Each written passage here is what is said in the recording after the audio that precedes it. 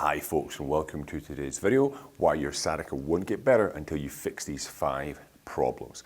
Now, I do make a lot of great content for those folks out there suffering with low back pain issues, such as herniated discs, bulging discs, sciatica nerve pain, lumbar stenosis, lumbar arthritis.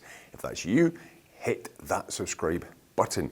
You'll get notified when I upload some great content to get you back on the road to recovery. But without further ado, let's get into today's video. So folks, today I want to talk about 5 problems people have that if they don't eliminate, they are still going to suffer from sciatica. It's going to take a much longer time to heal. Now, the sciatic nerve pain itself, it can most often come from a herniated disc in the lower back. So that's where the nerve originates, runs down under the glute, to the side of the leg, under the thigh, down the side of your calf into your foot. It can also be from muscular issues, especially the piriformis muscle, compression, sitting on hard surfaces. Many things can bring about sciatica. But a lot of clients I work with, they have certain issues, things that they're doing, and these are sort of the top 5 I'm going to talk about today that they need to address to try to get some relief and get that pain-free life back. Number 1 is sleeping, your sleeping position. Quite often, most of us will sleep in this sort of straight, lying, flat-out position. But that can put a little bit of hyperextension to the spine. If your sciatica is coming from a herniated disc, that can aggravate the sciatica nerve. So I do recommend most people try to go into a side sleeping fetal position. There's some of the videos going to flash up on the screen there of the video of the side sleeping position. That tends to bring people better relief if they do suffer from sciatica. You may have to try different sides, okay? But it is something very important to work on. We spend 6, 7, 8 hours a night in bed. You've got to find that pain-free sleeping position. Number 2 is doing glute work, okay? The way the structure of the pelvis is, the glutes help support the way the pelvis basically sits. And depending on that nerve, could be getting irritated because you have weak glutes. It could be the fact that your hips are not moving correctly as you're walking. So it is very important to be doing rehab work and especially doing some sort of glute work. Some videos are going to pop up in a second there.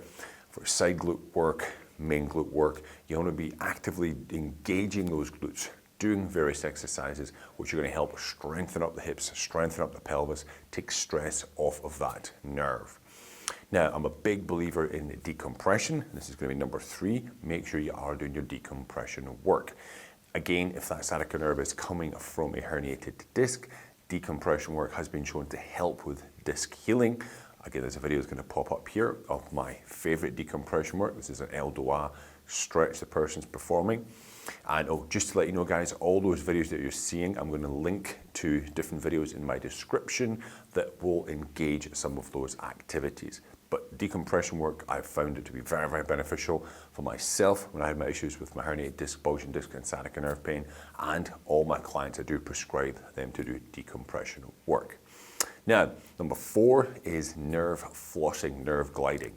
Now, research is a bit mixed on this, and I will admit myself that I do tend to give it to clients later in the healing period, but nerve flossing does have some benefits to give you sciatica nerve pain relief, and it is something you want to actively look at when you are in your recovery period. Again, there's a video that's going to pop up of me doing a basic nerve glide there.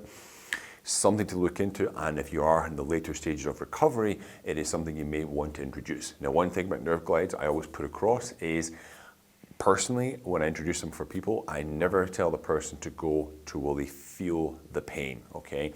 What I mean by that is I get them to do the nerve glide in a pain-free range. So they're never ever touching that point of pain. It's always in a pain-free range, so we're not irritating the nerve whilst doing the exercise.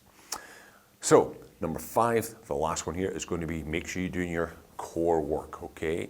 Core also involving, of course, the frontal area of your abdominal region, but also the back as well, and the sides, okay?